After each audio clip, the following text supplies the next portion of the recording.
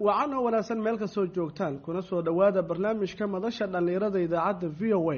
toddobaadkan barnaamijka waxaynu ku eegi doonaa muqdisho labadii maalmood ee lasoo dhaafay waxaa ka socday bandhig buug carweed oo markii labaad lagu qabtay magaalada muqdisho waxaana dadka ugu badan buugaagta soo bandhigay ahaayeen dhalinyaro Soomaaliyeed oo ka kala yimid meelo kala duwan oo gudaha iyo dalka dibaddiisa ah dadka ka soo qayb gala waxaa ka mid ah Maxamed Xaaji Ingiriis oo ah qoraa oo asna soo bandhigay buugiisii qaran isqoorgooye Maxamed Xaaji waxaad qortay buug lagu magacaabo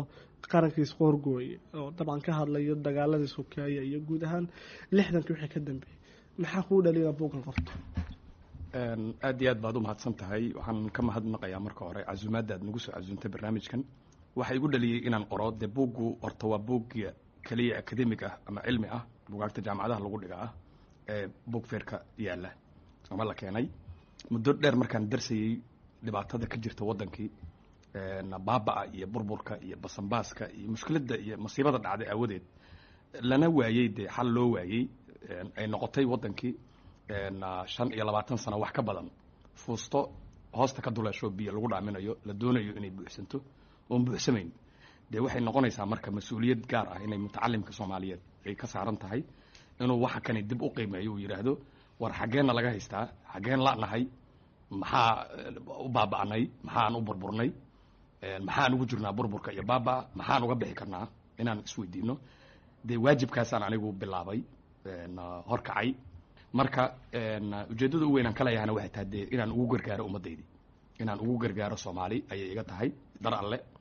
inaan de jid cusub u jeexo dhibka jira mushkilad waa sharaxnay mushkiladii iyo musiibada waa eegay waa darsanay marka u dambeeyay waxaan isku dayayaa inaan aragti cusub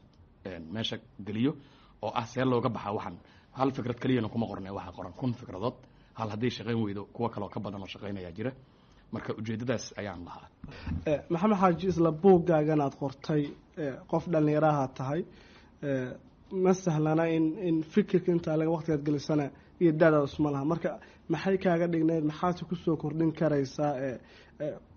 kabashada Soomaaliya xilligan buuggan maxaa cashar laga baranaya waxaad moodaa inay weydiisay 3 su'aalo isku jira tan hore haddaan ku hormaro aqoonta iyo cilmiga iyo aqligu qofku gaaro dhaqanka Soomaalida wuxuu yahay de waa dhaqan soo jireen oo guun ah oo muddo dheer jiray dhaqamadii hore aadamaha ka haray waxay aaminsan yihiin de dhaqanka Greek-ku ka haray ayaad oran kartaa iyo wixii la oran jiray egalitarian system oo bulshadu inay saman tahay elite lahayn iyo dad kala sare marka waxay aaminsan yihiin meel walba ugu tagaba in aqliga iyo xigmadda iyo cilmigu ay da'da la socdaan laakiin sida ma aha adduunyadu way ka duwan tahay qofka dhalinyarada ah soon 20 gaarin ayaa hadduu dadaalo ay u suurta gashaa inuu jaamacad ka baxo taana waxaa tusaale kugu filan Condoleezza Rice oo Mareykanka marna arrimaha dibadda joogtay marna ahayd la taliya amniga qaranka ayadoo 19 jir ah jaamacad ka baxday marka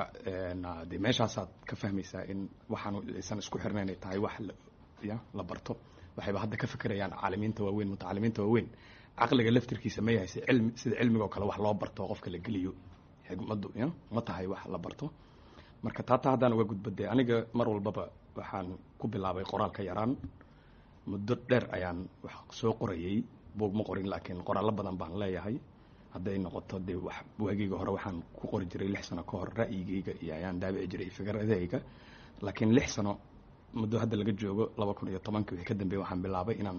de si academic wax u qoro cilmi ah wixii si cilmi u darso oon isticmaalo hababka ama methodology-ga dadka ay isticmaalaan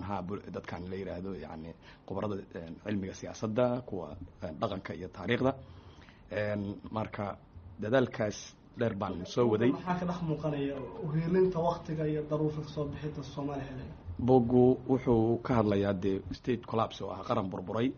wuxuu dib u qaabeynayaa qarannimadii ummadda Soomaaliyeed wuxuuna wuxuu ka hadlayaa tahay wixii koosgareeyay ama sababay inay burburto waxaan marka la eegaa wadan hadduu burburo oo bulshadii iyo wadankii wixii ay isla dhulka wada galaan waxa u keenay asalka burburka muxuu yahay saad og tahay ummaduna ka wada dharagsan tahay wadan baaba'ay ama burburay ama wadan hagaagay ama hore u kacay intaba waxaa gaarsiiyey waa hoggaankiisii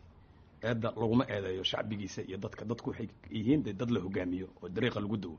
haddii hoggaanku marka ka qaldamo oo uu dariiqii uu ku waday ma ahna mid kale u leexiyo basically ama caadiyan hogaankii hadduu noqdo hoggaan danaysta oo dantiisa ka eegaya ama xukunka ilaashanaya ummadaas waxay u sinqataa ama ay ku soo biyo shubataa ama ku dhamaataa burbur iyo baaba haddii laakiin hogaanku dee noqdo hogaan la mida dee sida Malaysia oo kale Mahathir Mohamad hogaan la mida dee David Cameron Ingiriiska oo kale hogaan dee wixii aan ka tanaasulaya hogaan ummadiisii ka eegaya inayna burburin yani waddankaas waa ka baxaa dhibaatada for example hal tusaale kooban aan rabaa inaan ku siiyo oo kooban si waxay u noqdaan wax daraasad ah Soomaaliya iyo Ethiopia labadaba waxay mareen xaalad burbur ah 91 markay jabhadaha hubaysan TPLF oo Tigray ah iyo ELF oo Eritrea ah ay soo marayaan 70 kilomitir meel u jirta Addis Ababa ayay Mareykanku la hadleen Mengistu Haile Mariam inuu waddanka isaga baxo una ogolaaday inuu ka baxo waddanka dib uu arkay waddanka Ethiopia inuu kala daadan doono xaalad geli doono laftirkiisa uu halis ku geli doono in meesha lagu dilo marka simply diyaaradu meesha kaga baxay annaga hogaamiyaheennii Maxamed Siyaad Barre wuxuu ka diiday Talyaaniga inuu waddanka ka baxo 6 bilood ka hor May 15 1990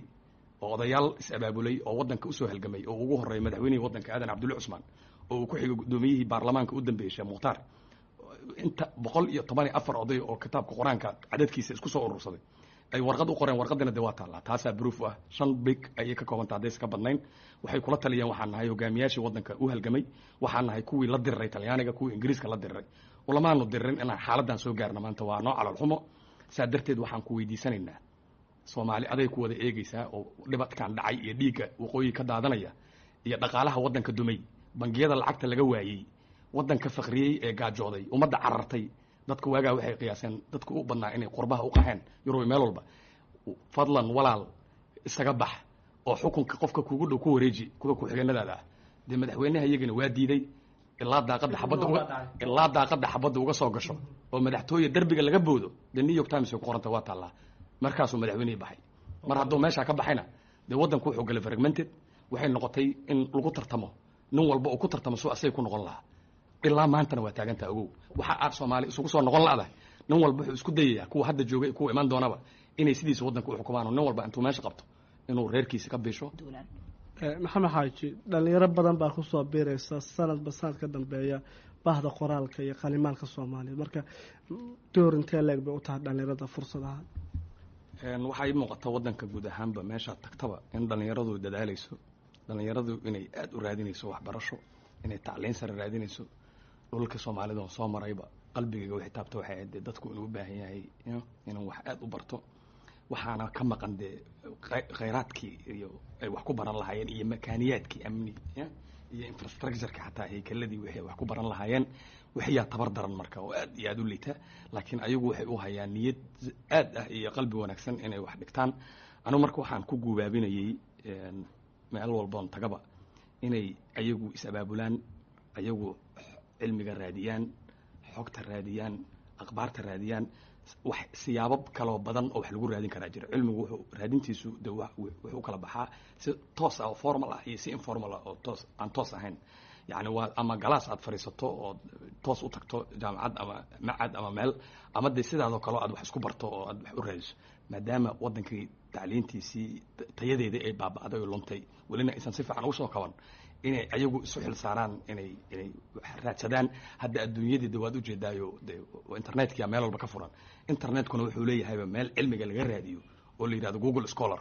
oo wix aad ku qorto ayadoo cilmi ah oo daraasad ah ama buug cilmi ah ama cilmi baaris ah aad ka helayso Soomaaliya kaliya hadaad ku qorto ama Somali politics siyaasadda Soomaaliya hadaad ku qorto oo Ingiriis ama say noqotaba inkastoo hadda uusan jirin de jaraa'id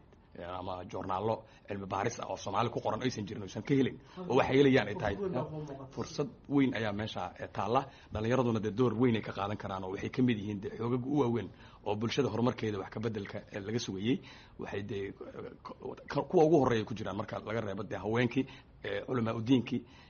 sugayahankii gabyaagii intaasoo isbuursatay waa xoogaga de bulsho ka samaysa isbedel bulsho abuura oo si waddanku u kaco